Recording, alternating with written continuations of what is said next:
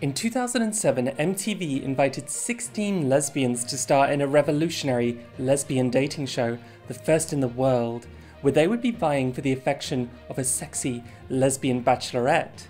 Meanwhile, 16 straight men were brought in to woo a straight woman. The catch is, this was the same woman.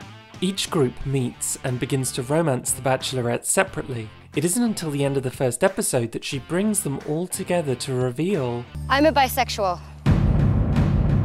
There's screaming and crying, a physical fight breaks out, a girl quits. The bachelorette is just sitting in the back crying because the vulnerable moment of her coming out ended in chaos. Lesbians are like, don't worry, I used to think I was bisexual, you'll figure it out. We're all bi-curious when we first start out. And the guys are homophobes who think the girl-on-girl action is hot.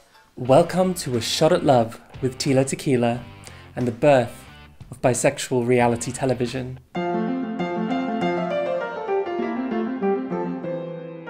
A Shot at Love is based entirely on the format of The Bachelor and stars MySpace's #1 influencer Tila Nguyen way back before influencers were really even a thing. Tila had tried to make a career for herself modelling, but it wasn't until she started posting glamour shots to her MySpace that people really started paying attention. Tila was different. She wasn't a superstar off in some distant mansion, she was within reach. She was the model who would message you back. Tila was basically made for MTV. The gimmick of what if the Bachelorette was bisexual can only be interesting for so long, so after the reveal the contestants have to compete in a series of very 2007 MTV challenges. Some are rooted in subverting gender roles, but like in a homophobic way where when men do it it's funny and when women do it it's for titillation. Some are athletic, some are sexualized, and some are just straight up gross, like when they have to eat a bull's penis. And some testicles. The contestants immediately decide this is actually Tila Tequila's Battle of the Sexes. The girls win most of the challenges, and the guys flip-flop between sexualizing them and insulting them when the lesbians defeat them. You know, losing to a bunch of he-she's is not something you like to do. We're talking about lesbians. Technically, they're guys. MTV basically put a bunch of lesbians and a bunch of homophobes into a tacky LA mansion and watched the juicy content unfold. You get the impression Tila can't really do or say much about it, and to be honest, most of the time it feels like she's not really sober and is just reciting soap opera cliches. But she does use eliminations to get rid of some of the worst offenders, like the guy who groped one of the girls. At the end of every episode, there's an elimination, and Tila always sends home an even number of men and women. However, the further the show progresses and the less contestants there are, the more the barriers between gay and straight, men and women, break down. A part of this is that there just aren't enough people left for tribalism, and a part of it is that they get to know each other and start forming relationships and rivalries that go beyond gender and sexuality lines. Halfway through the season, lesbian solidarity and girl power are out the window and replaced with catty girl fights and drama. If I've learned anything here, it's to control myself, and that's what I've been doing. I will beat you all down. You're not showing us. Yourself. To be honest, it leads to a few moments where it almost seems like sexual orientation isn't a gimmick and gender doesn't matter, and Tila just happens to be dating a bunch of men and women like it's the most normal casual thing in the world, and all the sister wives and brother husbands love each other and are sad when their buddies get sent home. The respite from hate crimes is over though when it's time to fly out to the hometowns of the top 4 contestants where Tila meets their friends and families. It's very clear that what the producers want out of this is the parents' shock when the kids bring home this outrageous woman. I mean, she's bisexual, she's got tattoos, she's wacky, she's wild. How will grandma cope with this? And Tila is more than happy to play the part, to be a caricature of herself and really wind up the Republicans to see if she can get them to say anything homophobic on camera. And it's really hard to watch. She's bisexual.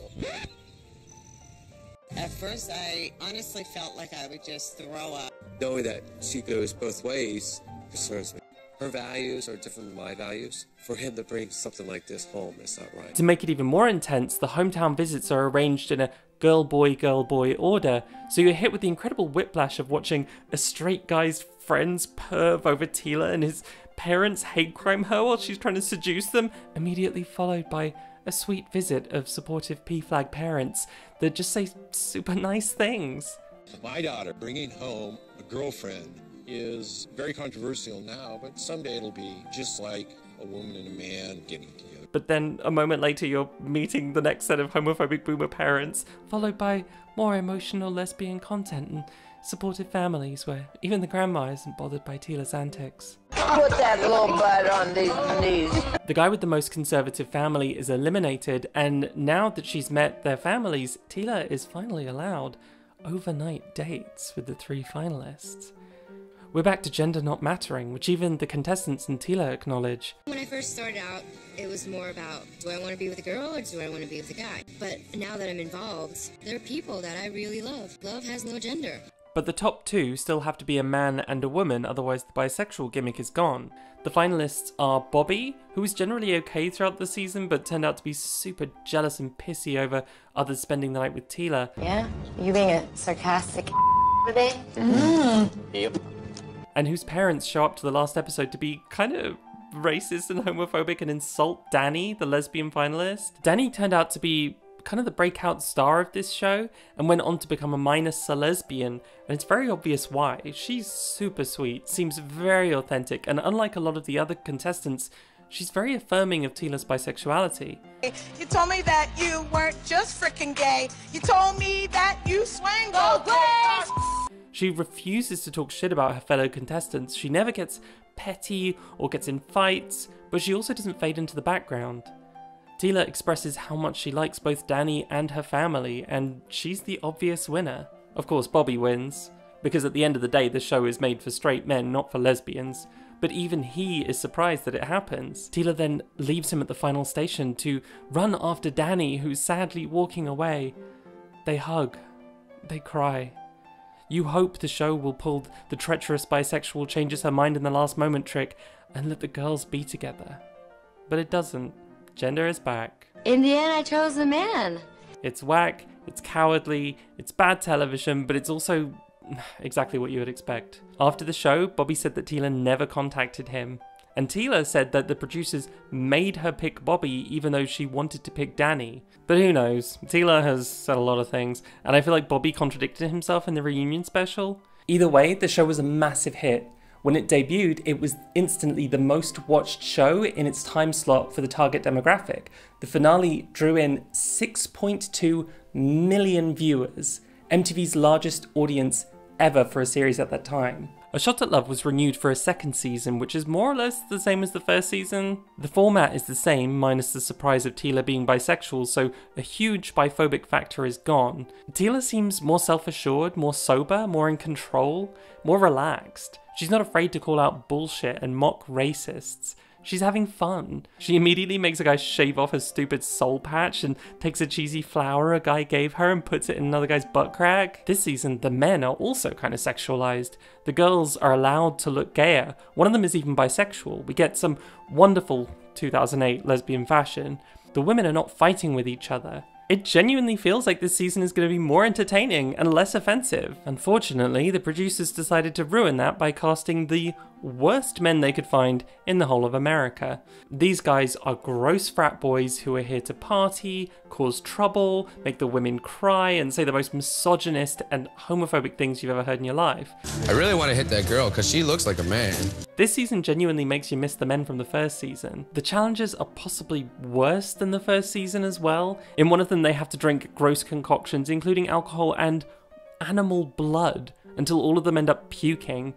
To prove their love to Tila, they have to choose between getting a tattoo, a piercing, or walking on broken glass, or sitting in an electric chair. It feels like the producers must have intentionally cast homophobes to cause more tension. These guys are not afraid to fight with the lesbians about why gay marriage shouldn't be legal. Should gay marriage be legalized? No, it's a good thing that it's been shot down. You guys don't know anything about it. There's a reason why. Don't you think a child deserves to have a father? What, are you gonna teach them to play football, basketball if it's a boy? Yes, I would, come on. They go through their underwear. They tell Tila bisexuality doesn't exist. I feel like that's a phase. I honestly don't believe there's a such thing as a bisexual. You're either straight or you're not. They physically threaten each other and the girls. They're creepy, they smash things, they can't control their emotions. They're genuinely scary, and the producers don't do anything to prevent or de-escalate any of this. You can tell Tila doesn't like them either. She doesn't kiss them. She tells them they're assholes. She eliminates more men than women, including the guy who doesn't believe in bisexuality, but I guess she's not allowed to get rid of the biggest shit stirrers because they're creating good content for MTV. And it ends with them breaking the Soul Patch guy's jaw and sending him to the hospital. After this, the entire cast is shaken. The perpetrator is taken away by security and eliminated from the show. There's basically no male contenders left, so they have to bring back the last reject. People are happy to have him back, but Tila bringing a contestant back after rejecting him makes her look fake, and the contestants are talking about it. The show tries very hard to restore normality after this. Bo, the Soul Patch guy, returns from the hospital, and a girl is eliminated, so we're back to a gender balance. A new narrative is emerging of Bo being this martyr for Tila's love, because she's worth it. The hometown visits are kind of taken to a new level as well. Christy, the bisexual girl, introduces us to her proud bisexual aunt who helped her come out. And we get an actual honest conversation about bisexuality between bisexuals. Tila says someone finally understands her. Christy's aunt was talking about bisexuality and how it's on the inside that matters, and I felt very immediately comfortable because that's what I've been trying to explain to people my whole life. On the other hand, Tila fails to shock a straight guy's family because it turns out they're like these weird swingers who all sleep with each other. They all seem to want to hook up with Tila, I guess, and they sort of like pass her back and forth between one another like she's a doll. And the straight guy is just acting like this is the most normal thing in the world. My family did everything in their power to show Tila how much I care for her. I'm really glad my family's never tried to show my partner how much they care for her. The guy is eliminated, and the final two contestants are the bisexual girl, Christy, and the Soul Patch guy, Bo. Christy's bisexuality has been a non-issue the whole season. She bonded with Tila over it, and Tila comforted her, saying that she's bisexual enough, even though she's never had a serious girlfriend before. But suddenly they really start pushing the narrative of how inexperienced she is with girls. And she's getting freaked out about not being good enough for Tila, and not being able to make her happy, because she's never dated a woman before. You get this sinking feeling in your stomach, because you realize where this is going. And then it happens. Tila says goodbye to Bo and picks Christy as the winner. And Christy is scared and she's crying, and she turns Tila down because she's not ready for a relationship with a woman. Tila is left alone.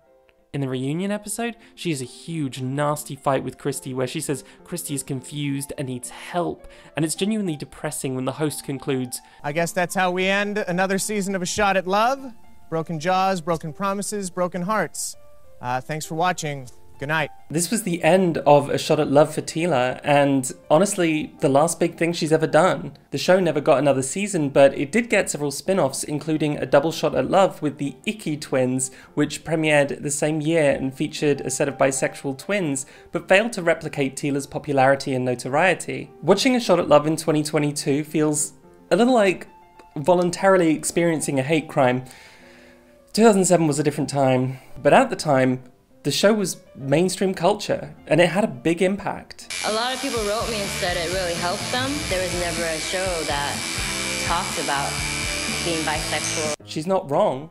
Bisexuality on American TV was mocked, it was dismissed, it was seen as fake and scandalous, and if you got a semi-neutral bisexual storyline, it refused to use the word bisexual. The token gay had been a staple of reality television up to this point, but Tila is America's first openly bi protagonist. Not just reality TV's first bisexual protagonist, she was American TV's first bisexual protagonist, period. So that's a lot of responsibility for one tiny little bisexual. One thing that makes bi representation so difficult and complex compared to heterosexuality or homosexuality is that in a monogamous world, bisexuality is kind of invisible. Bisexuals face a unique difficulty in communicating their identity visually.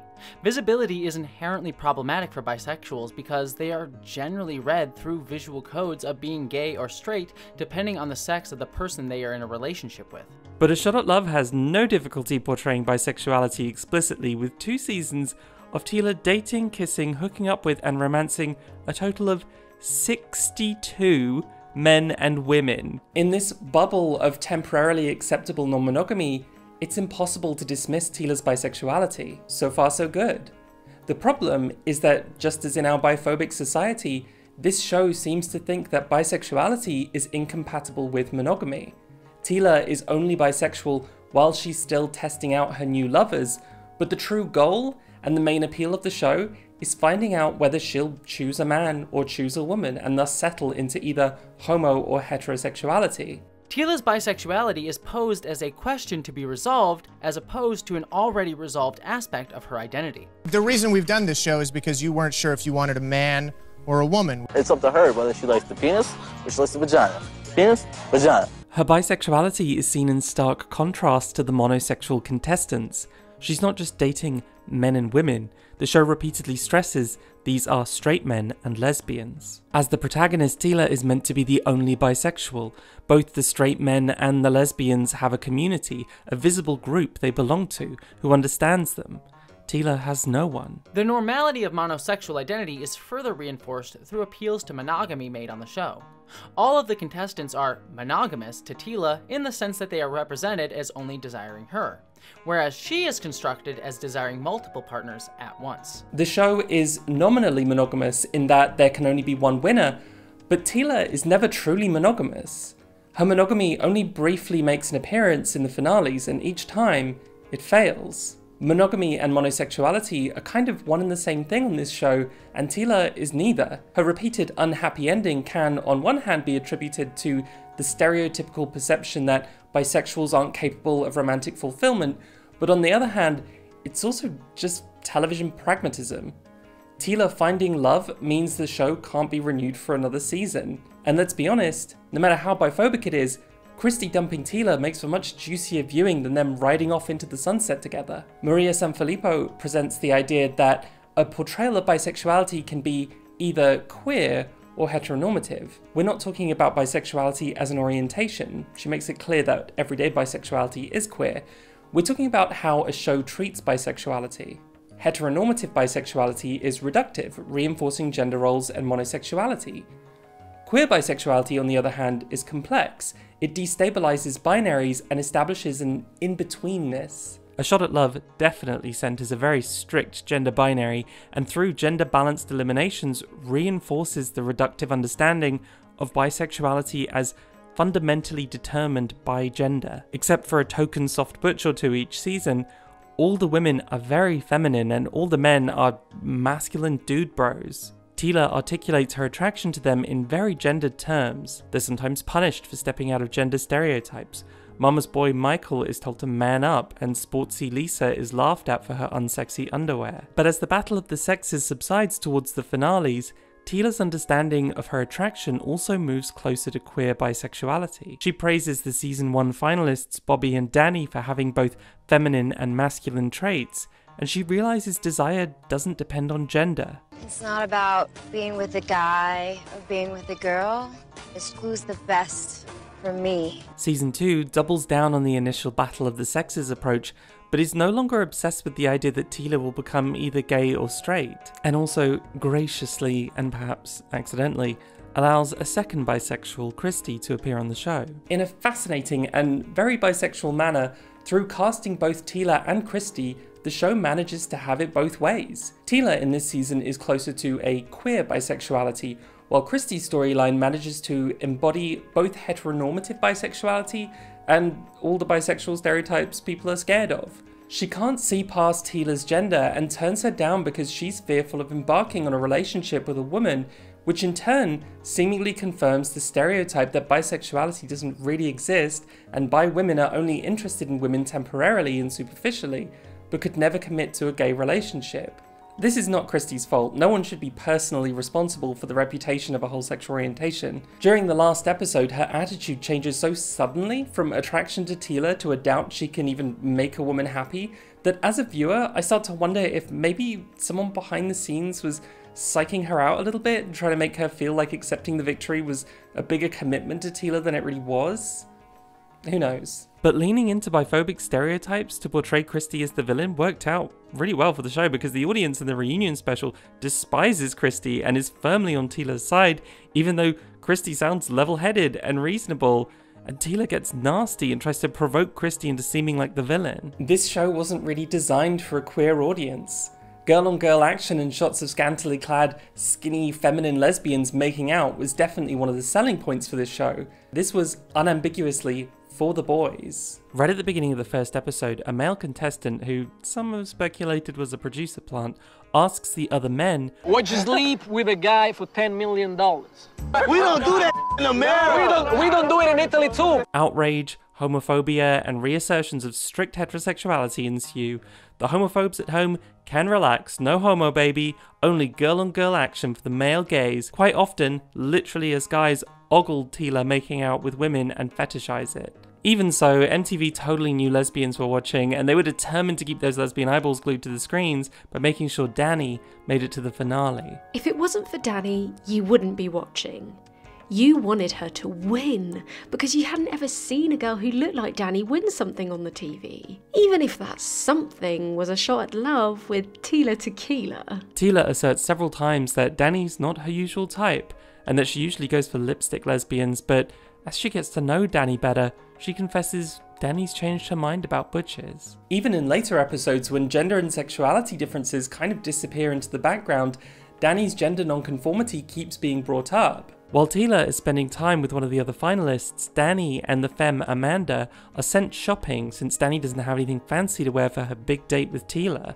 Amanda covertly mocks Danny and tries to sabotage her by offering her feminine outfits. But for the most part, Danny's gender presentation is framed in a very positive way by both Tila and the contestants. She dresses really good. Kind of like me. But it does feel weird that it keeps being brought up even when no one is talking about gender or sexuality anymore, making it seem that butch women are one of the hardest things for mainstream television to swallow. No wonder lesbians watch this show for Danny, she was a rarity. Tila's bisexuality, her sexualized public image, and her outrageousness are inseparable. MTV didn't cast just any bisexual woman, they cast a Playboy girl with a reputation for being ditzy and wild. She was hot and insatiable because she was bisexual. She was fascinating and edgy because of her bisexuality. For all of its raunchiness, the show's attitude towards sex is fundamentally deeply conservative. All the contestants, who are forbidden from hooking up with each other, share one giant bed. But Tila sleeps in a separate room, and there are no overnight dates until they tell her they love her and she meets their parents. The show, of course, also sparked discussion on whether Tila was really bisexual. Both Fox News and the New York Post claimed that Tila was actually straight and faking it for the cameras. In the real world, Tila's had romances with both men and women, notoriously having identified as a lesbian for a while when she was engaged to a woman, only to say later that she was straight. But we're not here to speculate about Tila's private life, and also not particularly interested in how much of her show was staged and how real reality television is. For the most part, we're not talking about contestants as private individuals, we're discussing them as the characters they were portrayed as on television. Despite the fact that on reality TV, the producers choose what kind of person will be cast, how their appearance will be edited and possibly manipulated, and which stories will get screen time, we're led to believe that these are real characters, they're authentic representations. So as a portrayal of minority figures, this can have a big impact on how people perceive them. Tila and Christy are slutty and indecisive? Guess that's just what bisexual women are like. And yet both bisexuality and reality television are subject to allegations of inauthenticity. People already doubt Tila's bisexuality. The fact that she's showing it off on reality television only calls it further into question. While her bisexuality is partially treated as a phase that needs to be resolved by the show, her status as the coveted protagonist who's in charge of who stays and who leaves protects her from the kind of biphobia the contestants weaponize against each other. When one of the contestants, Vanessa, wants to throw her rival, Brandy, under the bus, the most devastating blow she can think of is accusing Brandy of being bi. She said, I don't know if I want a guy or a girl. Brandy is incredibly upset. She's crying and swearing that it's not true, that she does know what she wants. The way that women on the show treat lesbianism as a choice you have to commit to is wild. I know what I want. Political lesbianism on MTV. Tila is the only one who's allowed to be bisexual because she's still on a journey to finding out who she wants. Her suitors aren't allowed to be bisexual because their indifference about gender would also be understood as their indifference about Tila. We need strong, committed monosexuals to help this bisexual find her way. So, is this show biphobic for pushing a narrative about bisexuality as a stepping stone? Or is it groundbreaking for giving us the first bisexual protagonist on American television? Professor of Film Studies Nicole Richter rejects such a simplistic question and reminds us that visibility cannot be strategized as either positive or negative, but must be seen as a series of political negotiations. She suggests a bisexual approach instead. Readings that focus on one aspect of visibility, either its positive value or negative, leave essential aspects of popular culture out. These approaches enact the either-or logic of the sexual binary instead of the both-and logic that the study of bisexuality offers. Using this bisexual approach, we can conclude that A Shot at Love was an important touchstone of bisexual pop cultural history that offered genuine glimpses of bisexual liberation, but it also reinforced every bisexual stereotype under the sun. It was both. It was neither. It was all of the above. How very bisexual of it. So, how did that go down with mainstream audiences? Well, not great. People watched A Shot at Love in record numbers, but it wasn't a show designed for compassionate watching. It was a train wreck that let you gawk at the freaks. The queer women's website Autostraddle described A Shot at Love as, "Many of us couldn't look away despite its overall grossness," which seems to sum up the general consensus about the show. Tila starred in the show on the merit of being the most popular person on MySpace. In 2006, a year before the first season, Time wrote, "As for what she does for a living, there isn't really a word for it yet. Pre-Tila, your MySpace friends were mostly people you actually knew. Post-Tila, the biggest game on the site became who has the most friends, period. Nguyen clearly grasps the logic of Web 2.0 in a way that would make many CEOs weep." She intuitively understood that the appeal and advantage of internet personalities versus traditional celebrities was how approachable they seem, and she built her success on a brand of availability. There's a million hot naked chicks on the internet. There's a difference between those girls and me. Those chicks don't talk back to you. This was a good decade before any discussion about the traps of parasocial relationships with influencers. Tila was truly the epitome of internet-based fame. Young, scrappy, self-made, more than a little tawdry, and something that our parents would never understand. We all giggled at her silly songs, but we were in on the joke.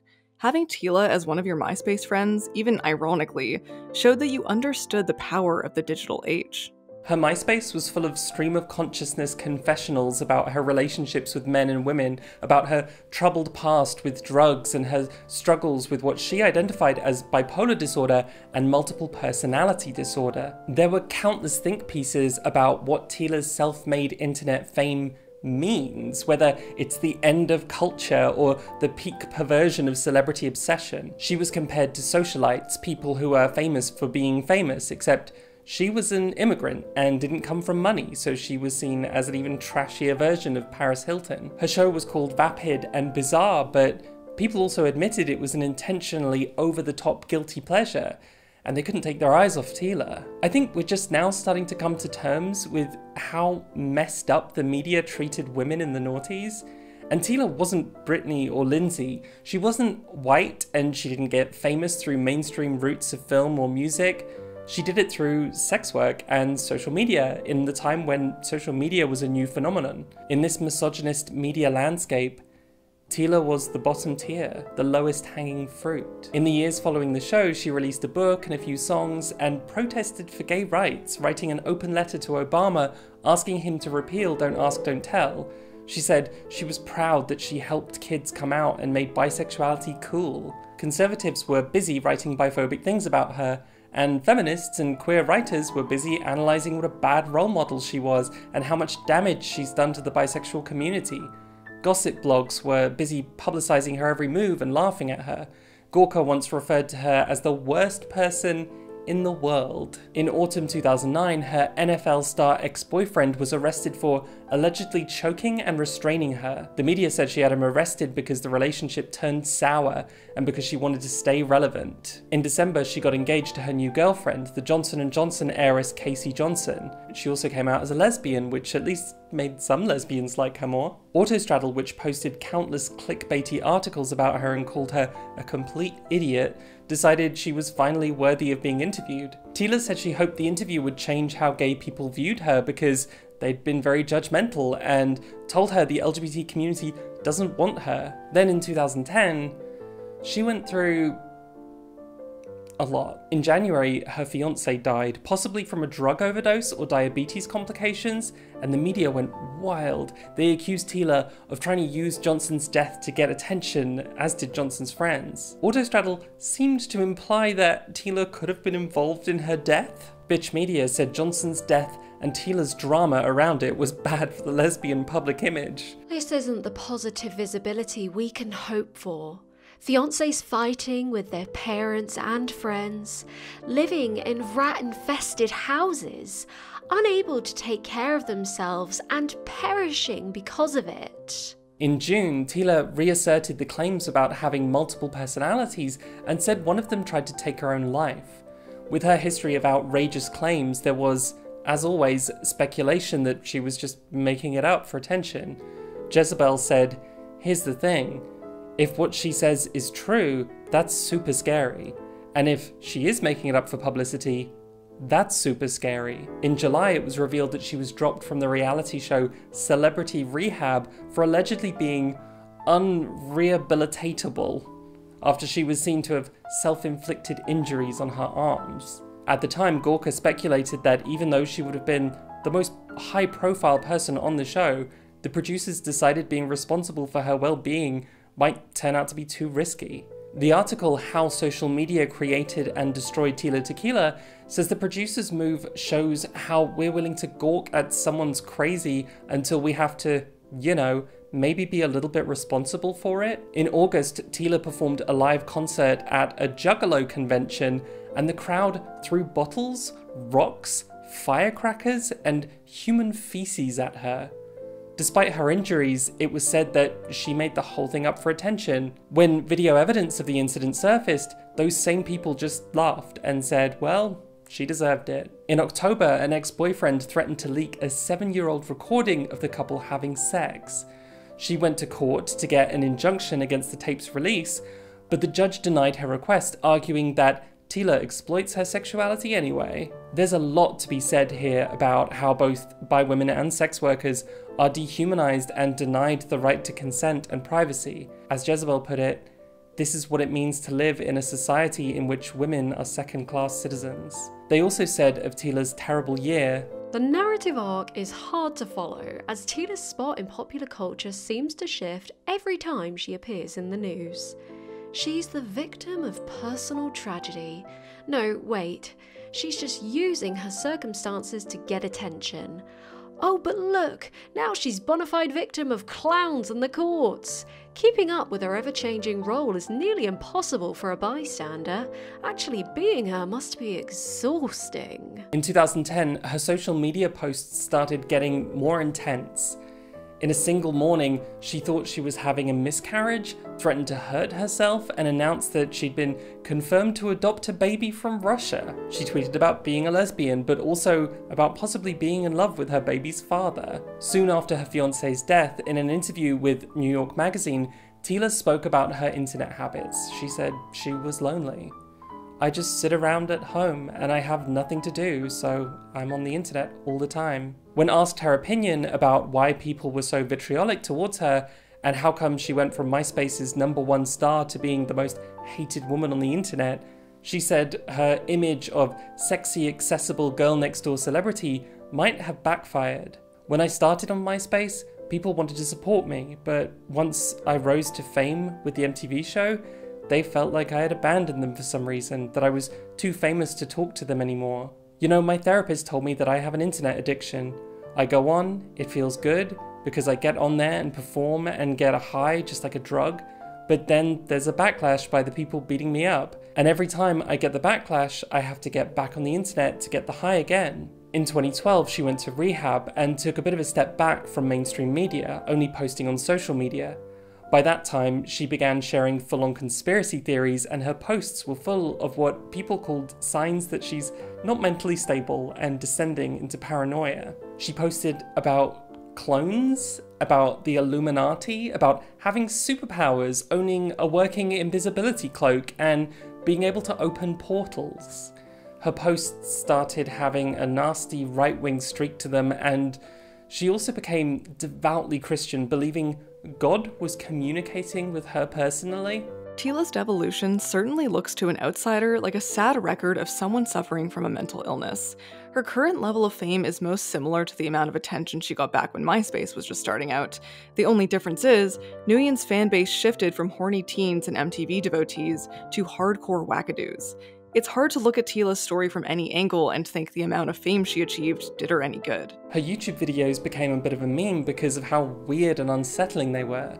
She claimed to have supernatural abilities and to be married to Jesus Christ. She became a flat earther.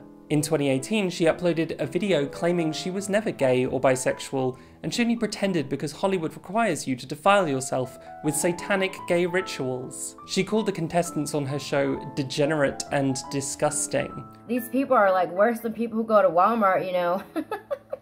Nothing against Walmart, because I actually go there too sometimes. In the same video, she also says that she's now straight because she is literally physically a different person from the Tila on the show because she was reborn through God and is also a clone. This person that you see is not the same person as the Tila Tequila girl that you remember from the past. She actually died literally and spiritually and all that. Her last big TV appearance was in 2015 when she was cast on Celebrity Big Brother. However, she was ejected from the house on the second day after it was discovered that she made posts on social media proclaiming her support for Hitler, among other alt-right content. At the time, she said she was not a racist, nor anti-Semitic, and absolutely not a Nazi supporter. But a year later, she tweeted an image of herself doing the salute at an alt-right conference she attended in Washington. She said some incredibly anti-Semitic things. Twitter suspended her. Since then, her YouTube, Facebook, and Instagram have also been suspended. Tila's status as a bisexual Vietnamese American woman obviously complicates her position in the white boys alt-right club.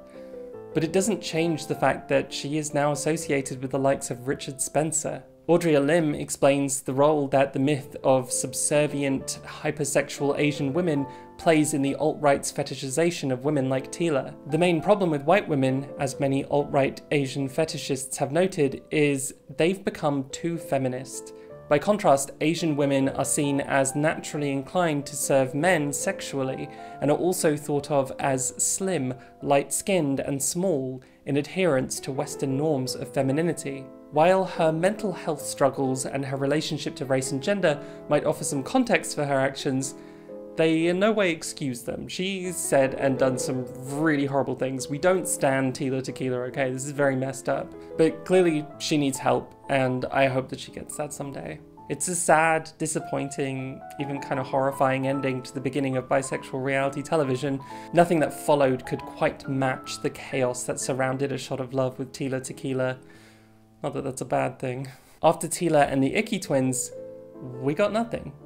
While gay, lesbian, and trans reality TV thrived with shows like Drag Race, The Real L Word, and I Am Kate, we had to wait a decade for the next bisexual reality TV show. And this is gonna feel like the whiplash we got from visiting a straight guy's parents to visiting a lesbian's parents, because now we jump forward in time to check out The Bi Life. When I fall in love, I don't think about gender. It isn't important, and I'm not the only one. I've had a lot of labels that I'm greedy, confused, gay. I think that's kind of ignorant. I do love being bisexual. It makes me who I am. These sexy bisexual singletons are struggling to find love, so I'm going to take them on a dating adventure they'll never forget. Welcome to The Bi Life. The Bi Life is not a game show. Bisexuality is not a gimmick. The show places a group of bisexuals in a house and doesn't even try to set them up with one another. In this case, they're sent on dates outside the house while depending on one another for support and advice. Obviously, romance still sparks within the house, but that's not really the point. The point is to show bisexuals as authentic, down-to-earth people with their own struggles. The point is to show bi community and family. Immediately in the first episode, we get a conversation between the girls about coming out and how hard it was. I came out to my mum and my sister like last Christmas. It's making me feel emotional. I came out when I was 19. It was the most scariest thing ever. They all get emotional and it immediately feels unlike anything you've seen on television. One of the reasons why coming out as bi can be so difficult is because no one takes it seriously. And here we have a group of bi women sharing their experiences and hardships. Because the whole cast is bisexual, there's also no pressure for any of them to carry the weight of the community's reputation. We hear about their very different histories. Some are here because they're looking to get married and settle down, and some just want to have fun. Some have mostly been in same-sex relationships, some don't care about gender, and some haven't even explored their attraction because of homophobia and are seeking those kind of experiences. There isn't like a plot to this show. Not a lot happens. It's just a bunch of bisexuals hanging out and being happy in an environment where they have nothing to prove, and gender is not a barrier, and they're just sharing with the audience what it means to be bi. The house's interior design, the show's graphics, the host's dress, everything is in bisexual colours. We are here to represent bisexuality. The montages of parties and sexy people in swimming pools are trying to trick you into thinking you're watching your average trashy, raunchy reality TV show, but you're not. This show is wholesome as all get out. With this type of reality show, the point of putting your stars on an isolated island is usually to create a tense environment and heighten the drama. Reality TV stars are often not allowed phones or even pen and paper. There are no clocks, no way to tell how much time has passed. This show is not like that. These guys have phones and are constantly texting. They're in the middle of a city where they get to go out and explore. This is about as kind and humane and respectable as reality TV gets. Drag superstar Courtney Act plays host as she sets the housemates up on dates. Sometimes the rest of the gang gets to watch the date from the house. We're in Barcelona because Barcelona is beautiful and warm, and who needs clothes in Barcelona? Dates are flown in from the UK, most of whom, like the housemates, are models or influencers or fitness experts or athletes. The goal is beauty. As wholesome as the show is, the point is still to embody a fantasy, as I think most dating reality shows are. Everyone is ridiculously gorgeous, the beauty standards are high and mainstream, the men are muscular, the women are slim, with the exception of Daisy. This actually causes some tension in the house. Daisy is obviously very beautiful, but doesn't fit the body image standards set up by the producers. As a result, she often finds herself in competitive situations with housemate Leonie. Daisy describes her type as being someone bigger than her, and often rejects the women Courtney offers her because they're too feminine. And this is a surprising problem with the show. The men are masc, the women are femme, and they're all totes valid and gorgeous, but where are the butch women? Where are the Dannies? There are a couple of extras in the background that are a bit more visibly queer, but the only time we see an even remotely butch woman is at the end, when Mariella's almost girlfriend from the UK flies in to surprise her, and she's so gorgeous and the chemistry between them is beautiful, but she wasn't chosen by the producers. You can tell that some of the contestants on the show want to date butches and androgynous women, and the show just keeps bringing them femme after femme. Mariella's girlfriend, the closest thing we get to a bit of gender nonconformity, was chosen and brought in by Mariella, not the producers. And this is not to dismiss feminine queer women. We see a couple of honest conversations about the unique struggles that come with that, but the lack of butch women is very apparent, and it feels weird and artificial. The dates Daisy goes on, big muscular blokes usually, sometimes end up going for Leonie instead, which makes Daisy extremely jealous and leads to fights between them. I think that might also be why Daisy ends up hooking up with a girl Leonie turned down. The problem of body diversity is never really resolved. It feels like Daisy is almost tokenized in this model influencer world the producers have built, and she just doesn't quite fit with the others. The attempt at body diversity feels quite feeble when you cast an office worker, throw her in amongst models and athletes, and don't bother to find her dates who will actually see her as their type and their dream woman. The problem is not that Daisy would always inevitably end up being sidelined to Leonie. The problem is that the show didn't cast any love interests who would prefer someone like Daisy over someone like Leonie. Despite the tension between Daisy and Leonie, you can still feel the love in the house. One housemate is competitive swimmer Michael Gunning, who is on a journey. Michael has never really had time to focus on his sexuality and explore his attraction.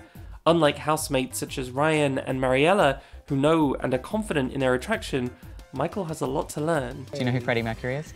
I've heard of the name.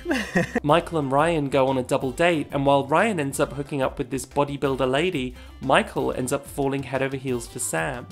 It's his first real romance, and he doesn't really know how to hold back. Writing a text message, love you so much. After a stern talking to from Ryan, Sam eventually lets Michael down, and the poor kid is devastated. When he finally manages to get back out there and go on a date with the world's most dainty feminine woman, Michael quickly realizes that this doesn't feel right for him. In a lovely dinner scene, Michael comes out to all the housemates as gay, and they're all so incredibly supportive of him. It's such a beautiful moment of community solidarity. There's no awkwardness, there's no discomfort about him being gay. They're all just proud of him. My favourite part of the whole experience has got to be watching Michael grow. These are the kind of moments that make this show shine. This solidarity is just something I had never seen before.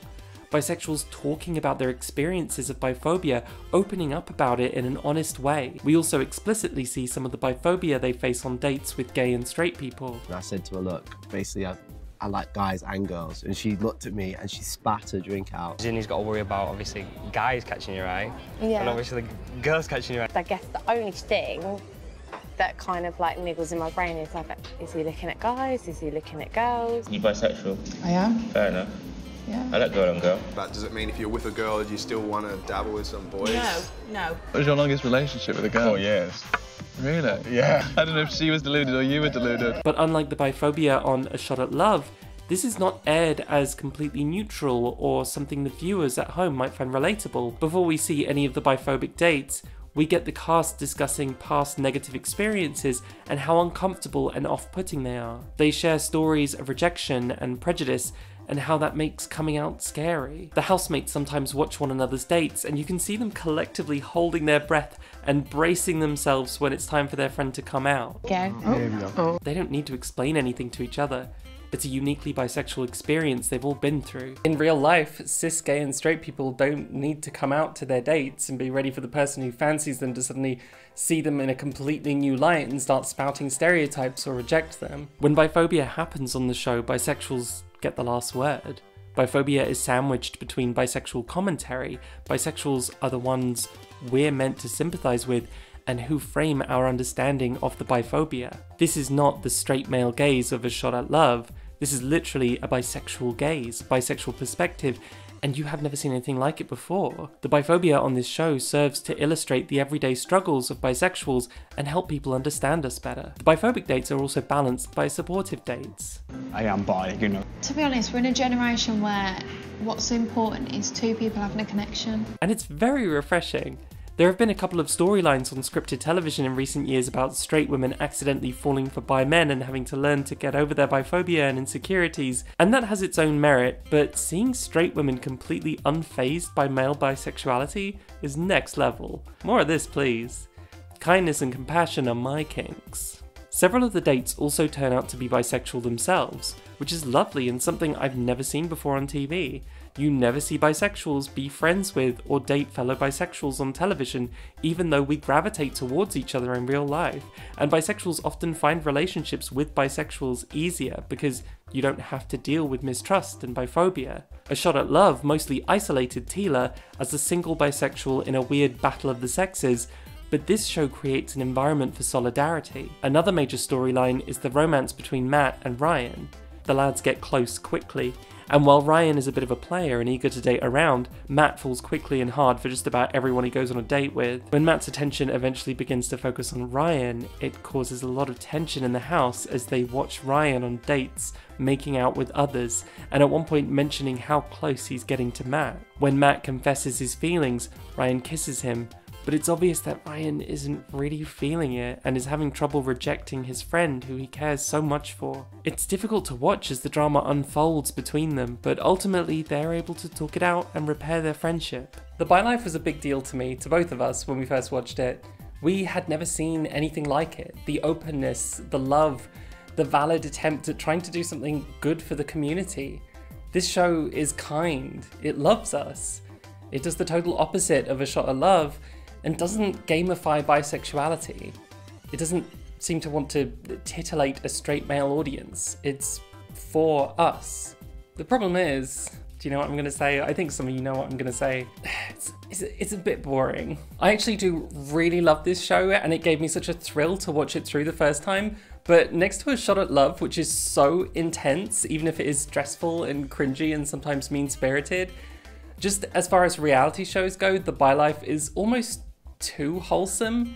And a part of that is how hard they're trying to educate you about bisexuality and present bisexuals as respectable. Almost half of young people in the UK now say that they're not 100% gay or straight. You can tell this show is doing its utmost to be didactic when it opens with Courtney giving you statistics about bisexuality in the intro. Bisexuality is misunderstood. While Tila would date 30 people at the same time, these guys are on a strict regimen of serial monogamy. There is no way you could get the impression that bisexuals are sluts, cheaters, or non-monogamous from this. If they go on a date with someone and realise they're not interested in pursuing that person further or are unsure about it, they have to meet up with that person and dump them before they can see anyone new. In the age of Tinder, that just feels weird and unnatural and leads to excessively complicated situations, like Irene having to break up with Samia because she wants to test the waters some more. And after a couple of first dates, she realises she is in fact really interested in Samia, leading to a dramatic reunion and lots of tears. We don't see anything raunchier than a first date kiss, and the show's air of innocence is exacerbated by Michael's shocked reactions to anything cheeky. Don't feel pressured to follow in his footsteps and give a kiss. Can't on the first date. It's a weird contrast between the show claiming this is modern dating, we're the new generation, we don't care about gender, and then turning around and acting like going on one date with someone means you're now monogamously committed to them forever. We get complete and utter squeaky clean respectability in monogamy for the sake of myth busting. I don't really ever tell guys that I'm bisexual. They think they're gonna get a threesome, but from my experience, they're not that great. And that's okay. Sometimes that is just what we want. Sometimes that's what we're in the mood for. But unlike A Shot at Love, the bi life didn't make waves, and I think for the most part went a little unnoticed. There's no second season coming as far as I've heard, and there aren't any shows trying to imitate this concept. I think at the core of this show is the beautiful bisexual friendships and solidarity and community, and how life-changing it is when bisexuals are surrounded by other bisexuals, and we don't have to be scared or ashamed or hide anything, and we can just thrive. In the end, it doesn't even matter if they found a relationship or not, because that wasn't the point of the show. But unfortunately, most people who aren't bi just aren't interested in seeing bisexuals thrive and find community. As I said before, there aren't any butch women on the show, there aren't feminine men. Courtney Act appears as host, but no one else like her, either as Courtney or as Shane, appears in the main cast. Courtney/Shane functions interestingly as a symbol of duality and fluidity. She is there to represent the subversive potential of bisexuality that the cast didn't bother to reflect. There's a moment in the finale where all the housemates are dancing with Courtney, and Matt says to Ryan, "So you grinding with Courtney when she was performing?"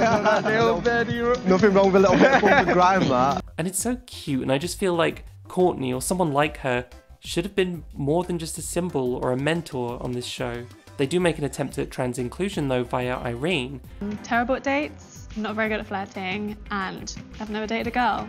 Irene, you see, is pansexual, which she defines as being able to date a man, a woman, non-binary, transgender. The idea is that Irene doesn't care about gender, she only cares about personality, so she is able to see past that in order to consider a trans person as a viable love interest. So the one trans character in this show, Lucy, is introduced through a date with Irene. They seem to get along really well, and Irene is totally cool with her being trans, and when she gets home she immediately tells everyone the girl was trans, because that's a fun fact, I guess. So her name was Lucy? Yeah, she was trans. And then we never see Lucy again. Box ticked, I guess? I've seen this trend a few times in reality TV, where a trans person can be brought in just because there's a pansexual on the show. And that's generally how pansexuality is seen as distinct from bisexuality in popular culture. Pansexuals will date trans people, pansexuals will date non-binary people. And I'm a little worried about this trend because obviously in real life bisexuals date non-binary people, bisexuals date trans people, straight people and gay people do too. Trans dating life is in no way restricted to people who identify as pansexual. The online discourse often feels like there's an insistence that in order to find non-binary people or other trans people attractive, you have to be uniquely attracted to personality rather than bodies. But like, everyone is attracted to personality? I think the biggest thing is like personality. Regardless of identity and regardless of sexual orientation, attraction to personality is a significant part of what attraction is. Ryan seems relatively shallow in his standards of attraction, but when it came down to it, despite being physically the exact type of massive muscly guy Ryan would go for and them getting along great, he wasn't romantically attracted to Matt. He was attracted to Bradley, who just kind of looks like a darker haired Matt, but he's not into Matt. Because attraction is deeply complicated. Most of the couples on these shows don't end up together despite physically seeming like the perfect match. So when it comes to trans and non-binary people, we say, oh, well, if trans men aren't massive bodybuilders and most trans women aren't tiny and petite, then attraction to them has to center either exclusively around their personality, or attraction has to focus on the things which make their bodies different. We need sexuality to be simple in reality television and exciting to a mostly cis audience, so we hire people who fit the highest standard of gendered beauty and hope things spark temporarily between them, long enough for the cameras to pick it up.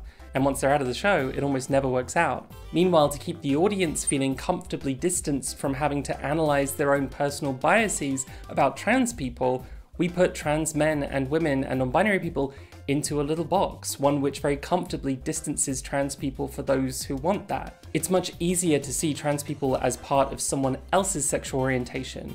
We can other trans people in this way, and then we don't have to analyze our personal biases. Trans women are for pansexuals, not for straight men, we say. That gives straight men a nice safe distance. But at the end of the day, sexual attraction is deeply complicated. We have these broad categories of man and woman and straight and gay, which are kind of helpful, but it quickly gets messy when we stop looking at attraction broadly and start focusing on individual people. In the 2004 reality show There's Something About Miriam, straight men have to compete for the love of a trans woman, but none of them realize she's trans. While her transness is hidden as a gimmick so the show can build up to an embarrassing reveal at the end, these straight men actually seem to be genuinely attracted to this woman. And this happens all the time in real life. Attraction to a person doesn't start with their genitals, it doesn't start with their gender history, it doesn't even start with their identity. The whole I like the wine not the label thing is kind of BS, because like, who likes the label first? Is a straight man just dating anyone who identifies as a woman because the label is the most important thing? I don't think so. Attraction happens when two people meet and their unconscious mind says, yes please. The topic of attraction to trans people is way complicated, and I think by putting us into this box where pop culture insists that trans and non-binary people are a sexual orientation for pansexuals and no one else, we're going to give a lot of people a get out of jail free card when it comes to having to actually confront their own learned cis sexism. The world is changing. Our relationship to gender is changing, and I think that change should mean an openness rather than making more boxes and drawing more borderlines. For all our talk about the importance of diversity, it seems odd to decide that there is none in straight, gay, or even bi attraction. These shows are dominated by bodybuilders and fitness experts and influencers who have incredibly high beauty standards. But that's not the same thing as being sexually repulsed by non-binary people. That's just high-gendered beauty standards being part of your literal job. Most of these people are on reality shows because it's their job to be conventionally attractive, or they want it to be their job. That's not the same thing as having an inherent lack of attraction to trans people. And if you choose to cast people on your show who have biases against trans people, that's a choice. I'm just saying, put a trans person in the house rather than make them the date for one person, you know? If you put a trans person in a house full of bisexuals, what could possibly be the harm in that? It's not like they'd run around hooking up with almost everyone in the house. Right?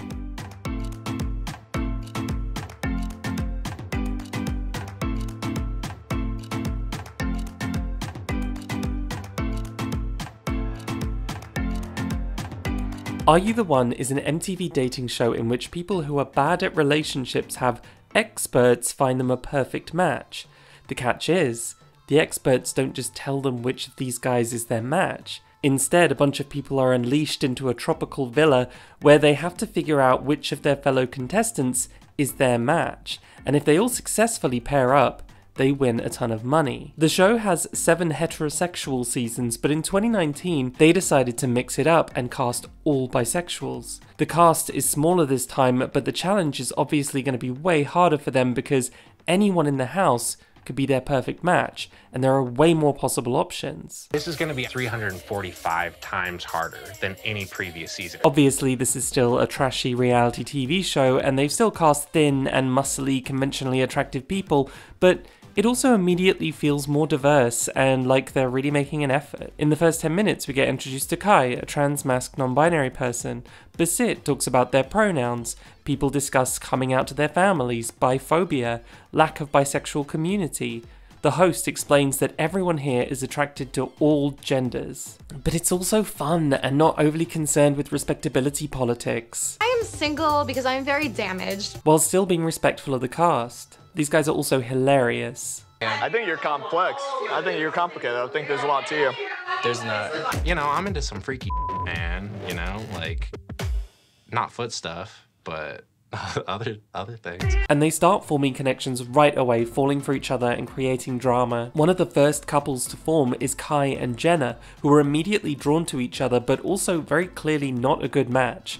Kai is non-monogamous and also describes his current state in life as a second puberty, and 2 hours after visiting the Boom Boom Room with Jenna, he ends up there with Remy and drama ensues. It's very clear to some of the other contestants that they're not a perfect match. I've talked to Jenna, she's monogamous, Kai's not. Kai and Jenna are also kind of aware of it, but refuse to accept it because they're just so attracted to each other. Each episode, the cast has a chance to send a couple into a little hut called the Truth Booth, which is the only way to figure out if they're really a perfect match. There are also regular consultations with a relationship expert. This is definitely real therapy. Each episode ends with a beam ceremony where they get to pair up and find out how many of the couples are correct, but not which of the couples, resulting in wild speculation and people claiming that they and their partner were definitely the perfect match. As their relationship drama escalates, the group sends Kai and Jenna into the Truth Booth, where they find out they're not a match. Surprise, surprise. Kai quickly makes the most of his time on the show and ends up hooking up with at least half of the housemates.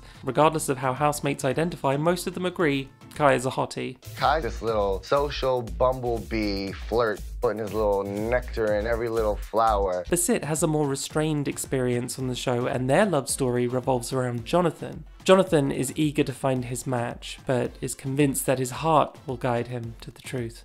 Via his genitals, of course. He's obsessed with Justin, who doesn't reciprocate, but he just can't seem to let it go. Basit, on the other hand, is convinced that they and Jonathan are right for each other. But not only is Jonathan's head turned the other way, he also has some trouble identifying with femininity.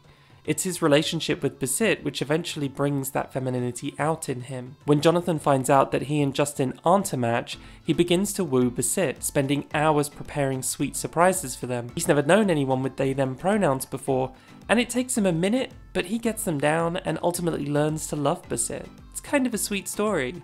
Jonathan's prejudices and fear of gender nonconformity held him back from finding a relationship which really seemed to bring him a great deal of joy. Growth, we love to see it. Meanwhile, Justin's big romance begins with Max. We do have some of the nicest tits in the house. Yeah, and that goes for every single gender and non-gender person there. From the start, Max has talked about coming from a conservative area with no bisexual community, about having to pretend to be straight and struggling with his attraction to men. He's never had a boyfriend before, and the idea scares him so much that he pushes Justin away even though they both like each other. In the end, he manages to open up to Justin about his internalized homophobia.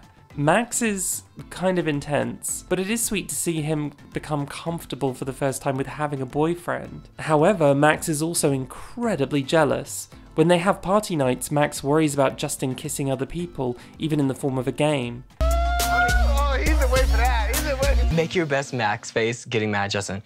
He wants to confirm their perfect match ASAP so they can move out of the house and remove Justin from temptation. The only problem is, they're not actually a perfect match. This show is a game, and finding your perfect match is part of that game to win $1 million, but Max takes monogamy incredibly seriously to a fault. If either of them doesn't find their perfect match, the housemates will lose their $1 million. Max never seriously considers anyone else as a partner after Justin, and only partners up because he thinks Carrie sounds like she should be his match. Monogamy is an interesting issue in this show because the game, really, is to become monogamous, but ideally through non-monogamy, or at least dating around. The drama, the excitement, even the fantasy of the show comes from some degree of promiscuity. Hashtag boy. whatever, judge me for it. But also, if you were in this house, wouldn't you do the same thing too? The experience of dating around or dating multiple people tends to be very important to these shows. A Shot at Love was based on the Bachelor format of one person dates dozens of people until they get rid of all but one. And for the duration of that show, we just accept the fact that this one person is dating a dozen or more people. That's okay with us, we enjoy it. There may be jealousy among the contestants, but usually they begin to bond with one another to some degree. On Are You the One, if they pair up too quickly, they're scolded for closing themselves off to other connections. But in all three of these shows, monogamy has to be the end goal. Reality TV can show us that people are, in fact, capable of having authentic feelings for more than one person, but only if we unquestioningly accept monogamy as the only option. I'm here tonight with two people that I really care about, but in the end, you can only love one person. Out of these shows, the contestants on Are You the One come closer to vocalizing a doubt in monogamy as the only option, simply because a couple of them have been in non-monogamous relationships before.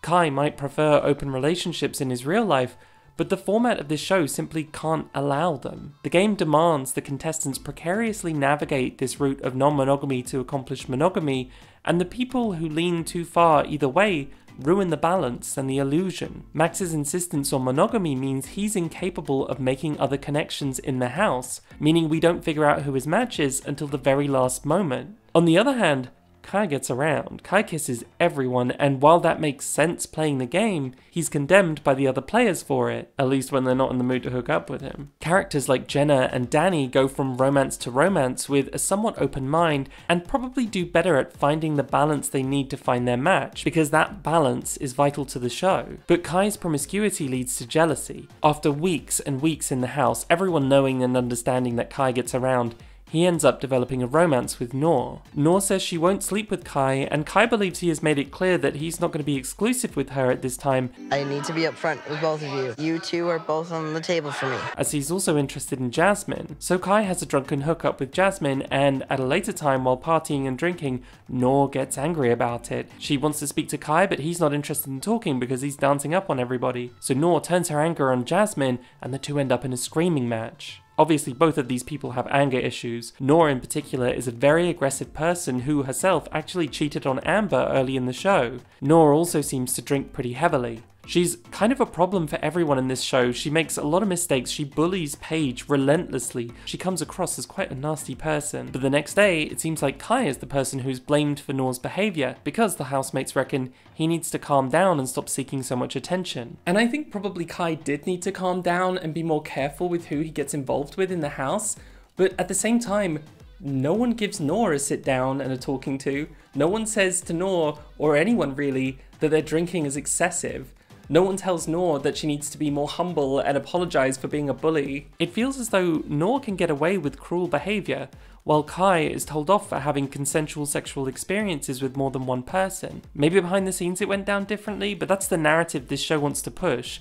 Monogamy, good. And although we encouraged your promiscuity to begin with and fed you a ton of alcohol to fuel it, you must learn to be monogamous. So we haven't mastered a monogamous relationship yet, and already we're thinking about open relationships. Can you imagine that show? And contestants learn how to comply.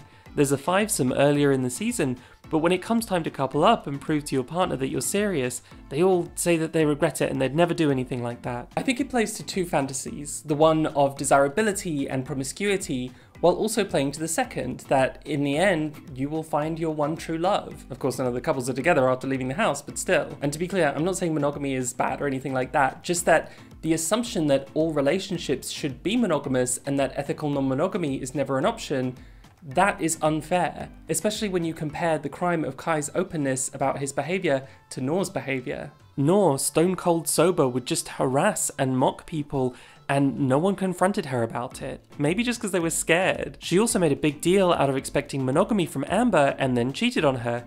And yet that caused a fraction of the drama Kai's promiscuity did, because Noor still professed the end goal and ideal of monogamy, while Kai has been open this whole time about his non-monogamous lifestyle. So much drama in the bisexual community. No, wait, sorry.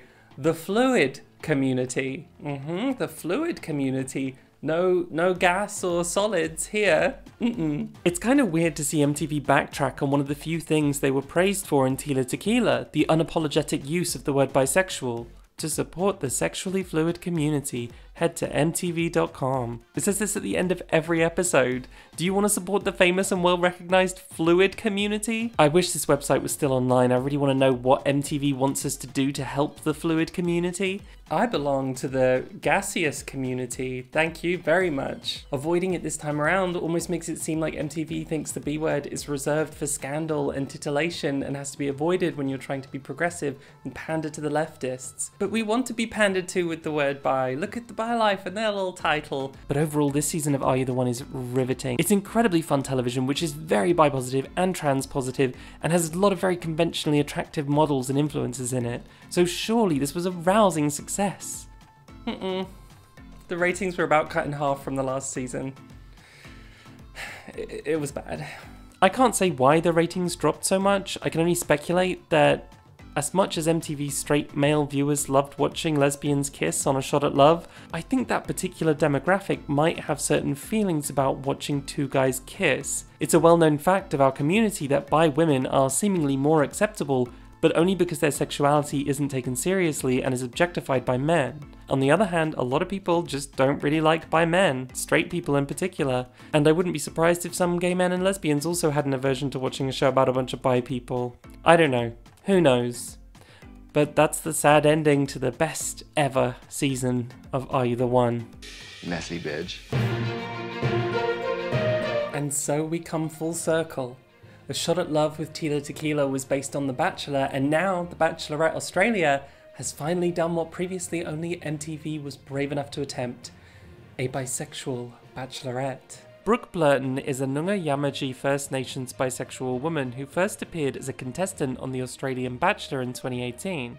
Brooke was falling for this mustachioed creature until she quit the show. The lie detector episode spends an hour hyping up this big secret from Brooke's past that could ruin everything. It's very dramatic. People thought she was secretly married or something. It turns out her big scary secret is that she's been in relationships with women before. The tension is relieved when The Bachelor asks her if having relationships with both men and women helped her figure out which she prefers, and she comforts him that she's not like a bisexual or a lesbian or anything like that. I want to be with a male. Good on her. At least she knows now what she wants.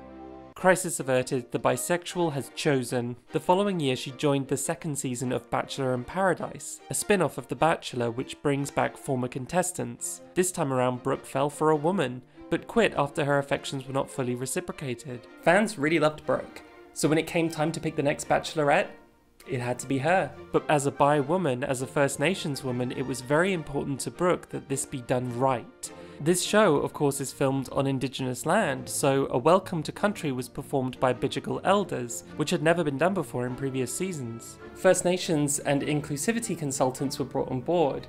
Brooke wanted this to be perfect. She was introduced to 10 men and 10 women, and then the show played out as a usual season. Watching this after watching Are You the One's fivesomes, drag parties and high drama is a little bit of a culture shock. The soundtrack is classical music. The challenges are like... True or false? I use a top sheet when making my beds. Boss, no top sheet with you.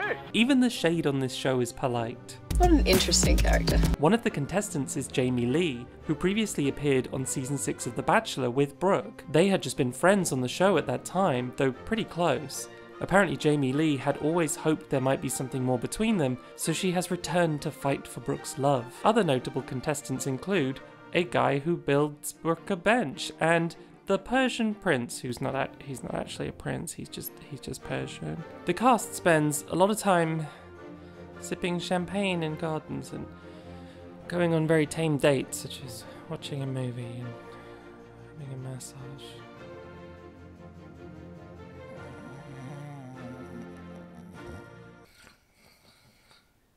Oh, sorry, I dozed off for a second there. What were we talking about? Oh, The Bachelorette? Oh, I'm going back to sleep then. This is a very different fantasy, right? It's the fantasy of being swept off of your feet in a ball gown in a castle, of Victorian intrigue, of the height of drama being a moment when someone walks over and asks you if they can talk to you for a bit. It's not my fantasy, so it doesn't really press my little pink buttons, but maybe you'll find it more exciting. Audiences didn't. This season was a major flop. The ratings had never been so low. Maybe the idea of a bi-bachelorette was too little too late, with Australia experiencing bachelor fatigue and the ratings for the whole franchise dropping. But with Brooke being a fan favourite and with her bisexuality bringing a fresh take on the franchise, you'd think this season would at least be able to bring back average ratings. Despite the ratings, Brooke says she's very proud of her season, in particular for the visibility it brought to LGBT and First Nation communities. In the final episode, a friend of Brooke's, Gomere academic Amy Thunig, asks the finalists Jamie Lee and David if they know whose land they live on, and neither of them can give her an answer.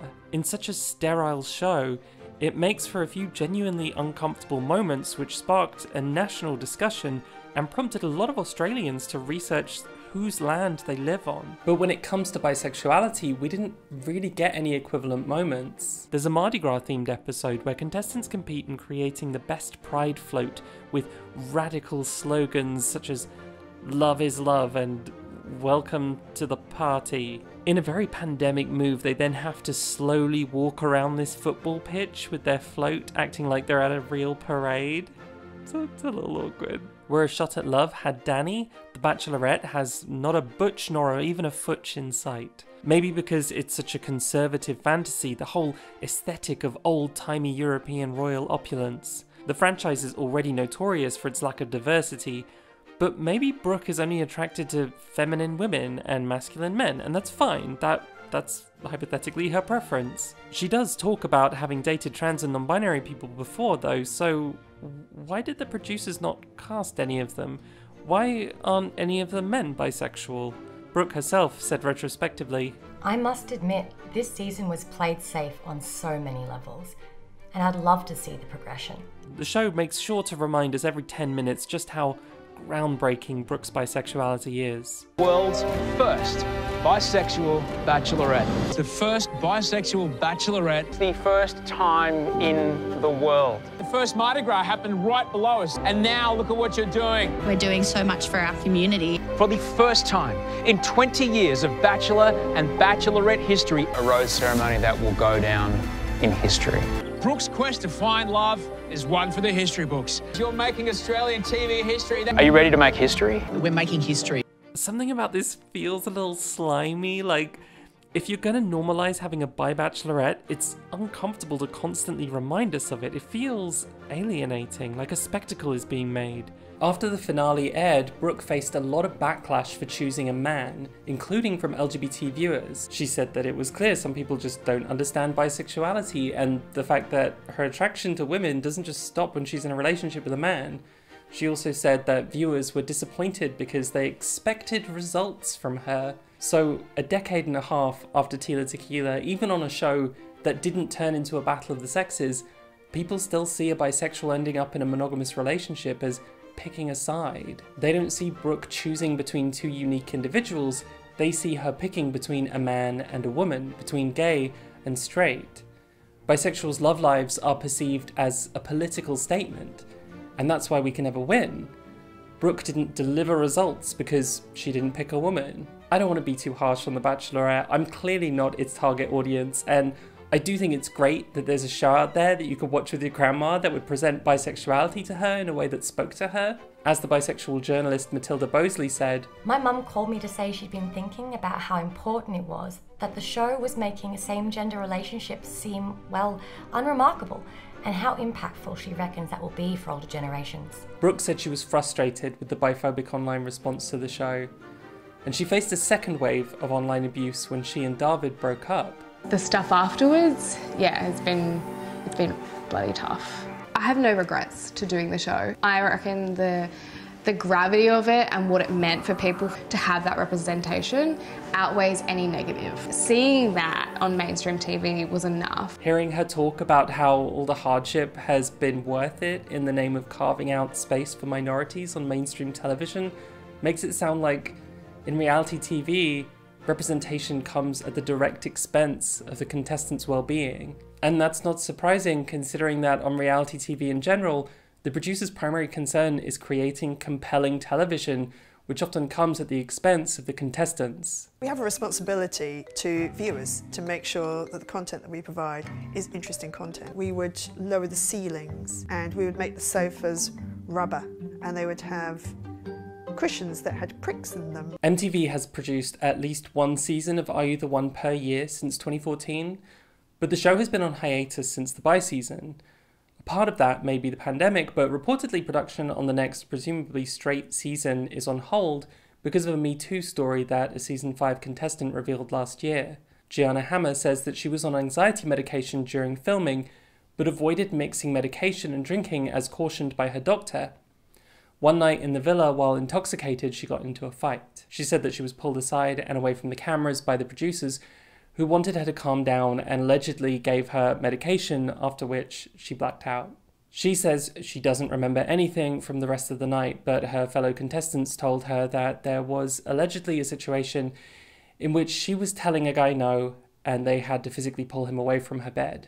The Daily Beast spoke to some of the contestants from that season who confirmed they witnessed the whole situation and said that the production company made sure the cameras were catching the scene while doing nothing to stop it. On TikTok, she shared her advice for anyone considering participation in reality television. Be careful. Be careful with medications, be careful with alcohol, be careful. Watching all these shows, you can't help but notice how easily available alcohol is to the contestants, and how often the shows rely on drinking to provide dramatic scenes.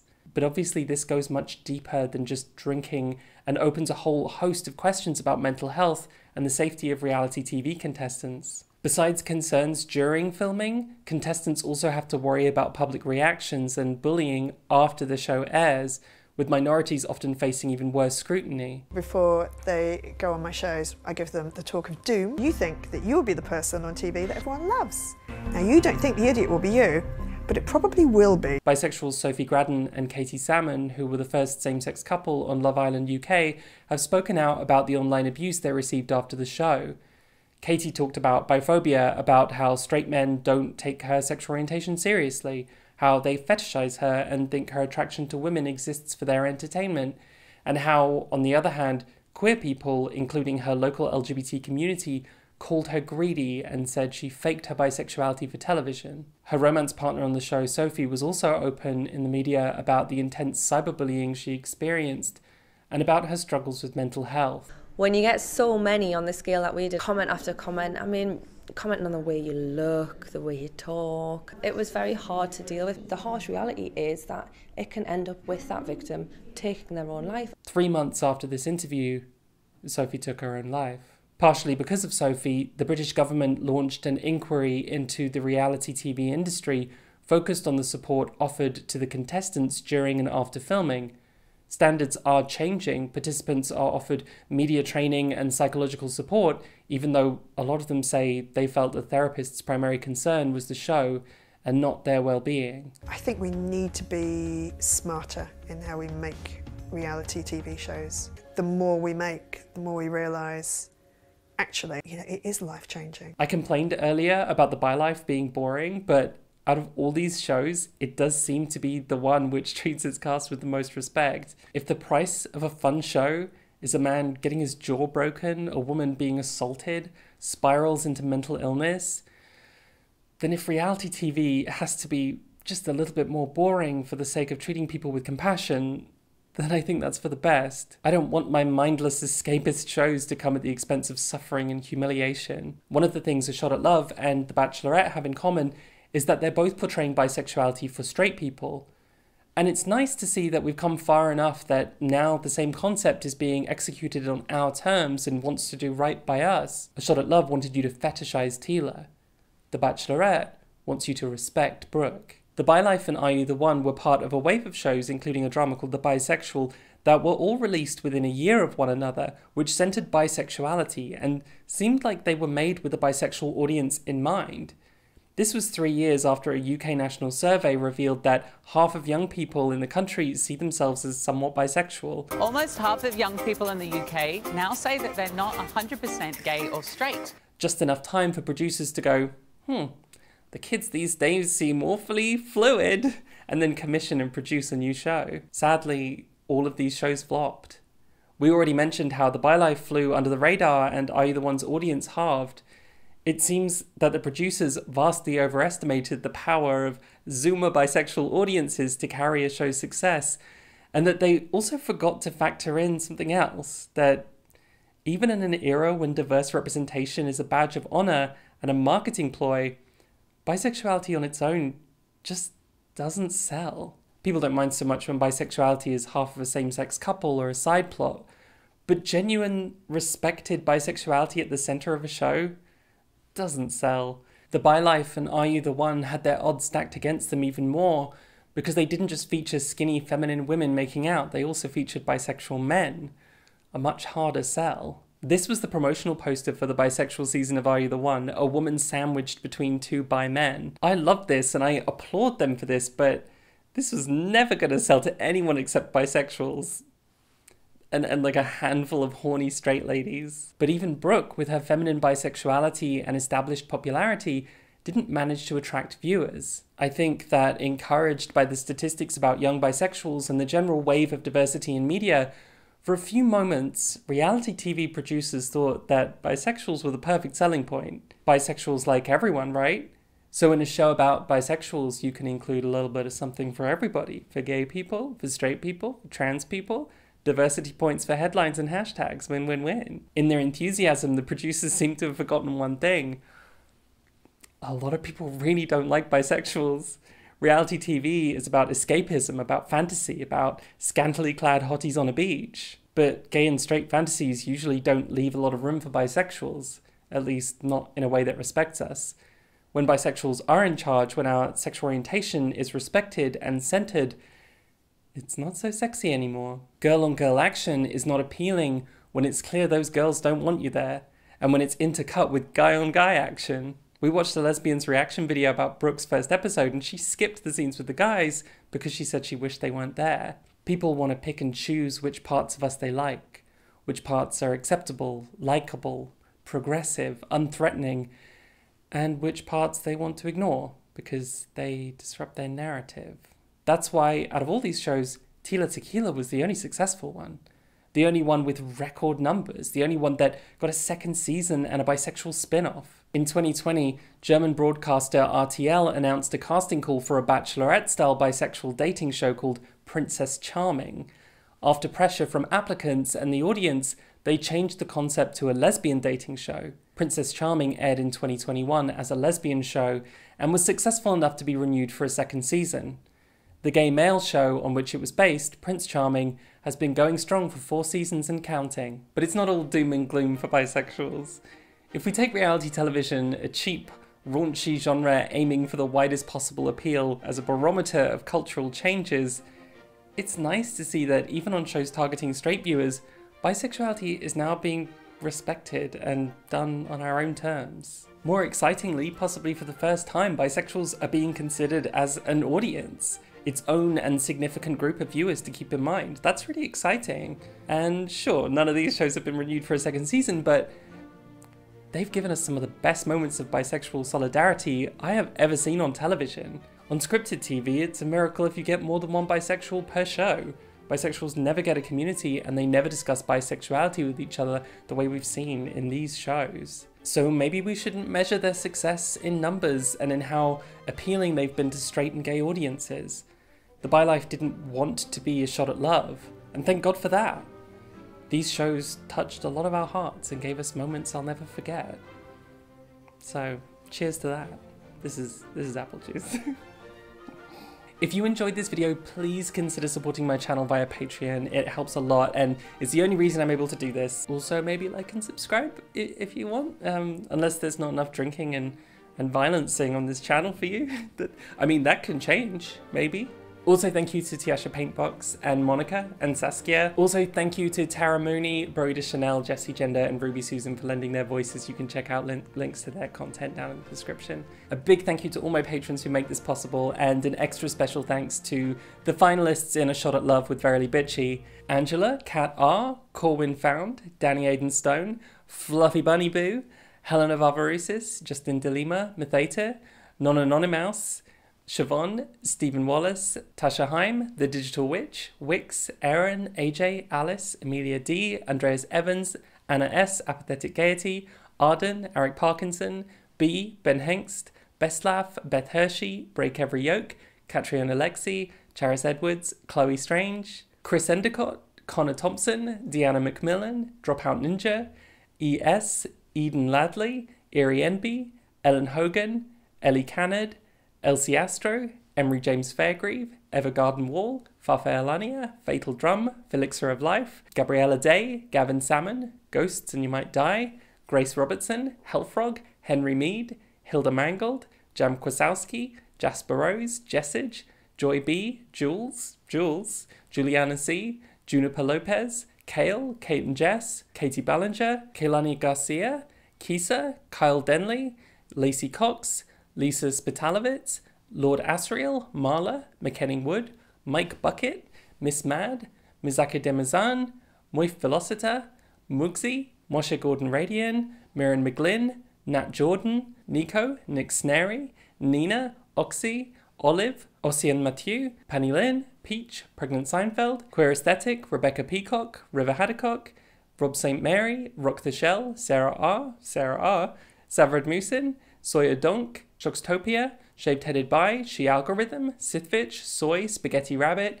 Steve, Strawfox, Summertime Killer, Susie S, Sveepol the Transboy Valkyrie, The Children of Jack Acid, Tia Till, Tina Gigya, Tom Harrison, Troy Zaire, Vera Van Monfrans, Verlux, Vicious Panda, Vince Whitaker, Wandering Sock, Wards, Will O'Connor, and Yuli Themstedt. Thank you so much for watching, everyone.